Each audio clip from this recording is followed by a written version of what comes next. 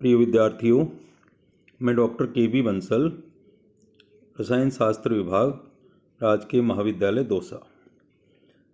आज हम बात करेंगे ऊष्मागतिकी द्वितीय में ऊष्मागतिकी का द्वितीय नियम। फर्स्ट नियम के बारे में हम पढ़ चुके हैं, सेकंड लॉ ऑफ थर्मोडायनेमिक्स। इस नियम के अंतर्गत कुछ कथन दिए गए हैं। वो कथन निम्न प्रकार है। ऊष्मा सदैव गर्म कुंड से ठंडे कुंड की ओर प्रवाहित होती है।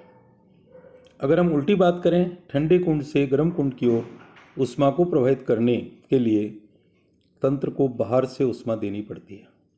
फॉर एग्जाम्पल, रेफ्रिजरेटर मीन्स आपके गर्म से ठंडे की ओर तो ऊष्मा जाएगी, लेकिन ठंडे से गर्म की ओर जाने के लिए तंत्र को एक्सटर्नल हीट देनी पड़ेगी।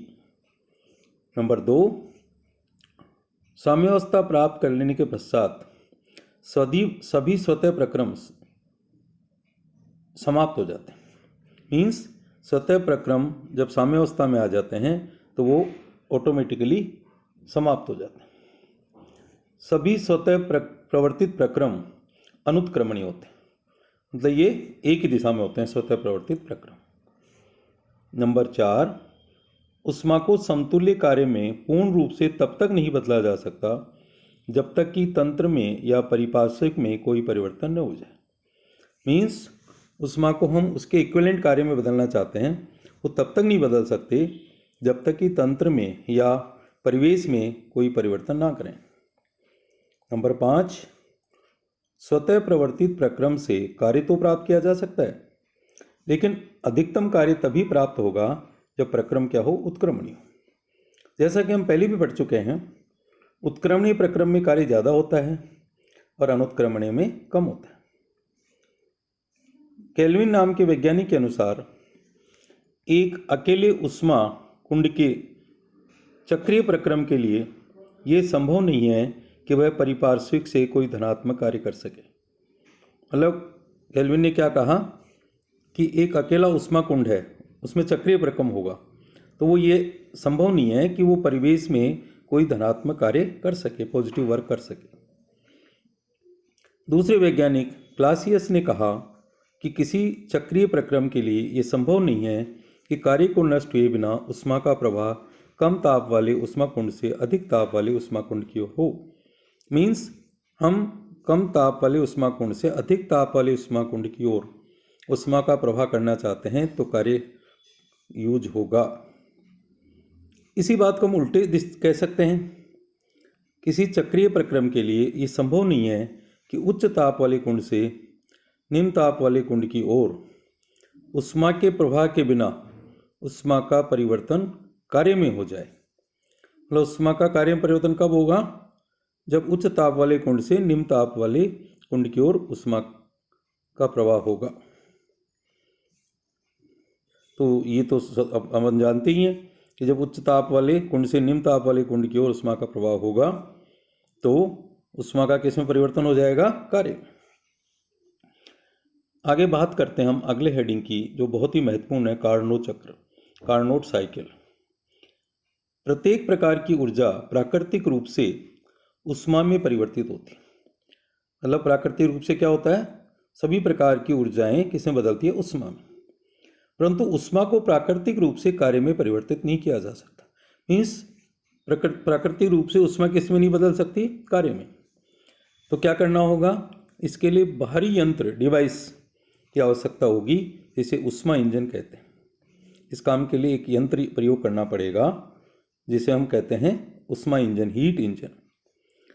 फ्रेंच वैज्ञानिक जो इंजीनियर थे, कार्नो ने 1820 में ऊष्मा को कार्य में बदलने के लिए एक उत्क्रमणीय चक्र समझाया, रिवर्सिबल साइकिल, जिसे उनके नाम के सम्मान के लिए कार्नो चक्र कहा जाता है। इसमें क्या होता है? एक सिलेंडर होता है जिसमें घर्षणहीन भारहीन पिस्टन लगा है। सिलेंडर में क्या लगा है भाई? घर्षणहीन भारहीन पिस्टन, तथा इसमें 1 मोल आदर्श गैस भरी है और उस 1 मोल आदर्श गैस का द्रव्यमान निश्चित है। अब हम क्या करेंगे?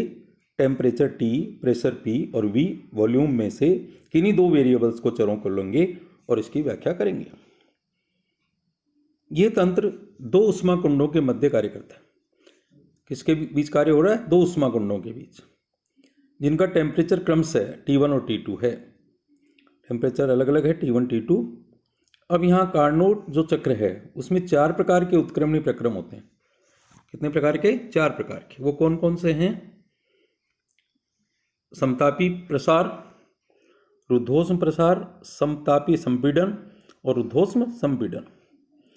इन 4 प्रक्रमों में से होकर तंत्र वापस अपनी मूल अवस्था में आ जाता है। उसके लिए कितने प्रक्रम करने पड़ेंगे सिस्टम को? 4। सबसे पहले बात करते हैं पद 1 की, समतापीय प्रसार, आइसोथर्मल एक्सपेंशन। आप चित्र देखें, उसमें सर्वप्रथम गैस जहाँ की बिंदु A है का T1 ताप पर प्रसार करते हैं। यहाँ देखें वक्र AB के अनुसार इस ताप पर इसका आयतन V1 से V2 और दाब P1 से P2 हो जाता है। तो कहाँ पहुँच गई स्थिति? B। इस प्रक्रम में चूंकि ताप स्थिर रहता है अतः डेल्टा E इक्वल टू 0। मतलब हम A से B वक्र के अनुसार जा रहे हैं। A बिंदु पर T1 ताप पर गैस का प्रसार हो रहा है।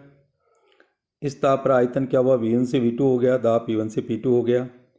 यहाँ टेम्परेचर कांस्टेंट है इसलिए डेल्टा E 0 होगा। अतः ऊष्मागतिकी के प्रथम नियम से क्या लिख सकते हैं? Delta E equal to Q1 minus W1, this is equal to 0, क्योंकि डेल्टा E 0 है, अर्थात Q1 बराबर W1। समीकरण नंबर 1। इस अवस्था में गैस द्वारा पिस्टन पर किया गया कार्य। इस अवस्था में गैस पिस्टन पर कितना कार्य करेगी? That is W1 equal to RT1 log V2 upon V1, या उसको कहें Q1 equal to RT1 log V2 upon V1। समीकरण नंबर 2। इससे क्या निष्कर्ष निकला कि तंत्र द्वारा अवशोषित ऊष्मा समतापीय प्रसार में तंत्र द्वारा किए गए कार्य के बराबर होती है। मतलब समतापीय प्रसार होता है तो सिस्टम जितनी ऊष्मा अवशोषित करेगा वह तंत्र के द्वारा किए गए कार्य के बराबर होगी। बात करते हैं नंबर 2, रुद्धोष्म प्रसार, एडियाबेटिक एक्सपेंशन। रुद्धोष्म प्रसार में क्या होता है? अब गैस को रुद्धोष्म अवस्था में एडियाबेटिक कंडीशन में बिंदु B से C, आप चित्र पुनः देखें, कहाँ से B से C अर्थात V2 से V1 तक प्रसारित किया जाता है। वॉल्यूम कहाँ? पहले V2, फिर कहाँ तक जाएगा? V3 तक। इस अवस्था में इसका दाब P2 से घटकर P3 हो जाएगा। वॉल्यूम बढ़ रहा है तो दाब क्या होगा? कम होगा। तो कहाँ से कहाँ हो जाएगा? P2 से P3। और टेम्परेचर भी घटेगा जो कि T1 से घटकर T2 हो जाएगा। T1 से घट के T2 हो जाएगा। इस अवस्था में delta Q2 equal to 0। Delta Q2 क्या होगा? 0। अतः प्रथम नियम से, ऊष्मागतिकी के प्रथम नियम से तंत्र द्वारा किए गए कार्य की गणना निम्न प्रकार कर सकते हैं। Delta E equal to Q2 minus W2 equal to 0। Q2 की वैल्यू 0 रखेंगे तो delta E equal to Q2 minus W2 equal to 0 minus W2। तो क्या बच गया? Delta E equal to minus W2 या minus delta E equal to W2, जिसको आगे लिख सकते हैं minus CV delta T equal to W2, क्योंकि CV इक्वल टू होता है del E upon del T at constant volume. यहाँ लिखेंगे माइनस CV डेल्टा T की वैल्यू रख दी T1 minus T2 equal to W2, या अंत में कह सकते हैं W2 बराबर CV T2 माइनस T1। बचे हुए दो जो प्रसार हैं या संपीड़न कह दीजिए, प्रसार तो हमने पढ़ लिया। एक हम समतापीय संपीड़न पढ़ते हैं, एक रुद्धोष्म संपीड़न, वो अगले अध्याय में करेंगे। धन्यवाद।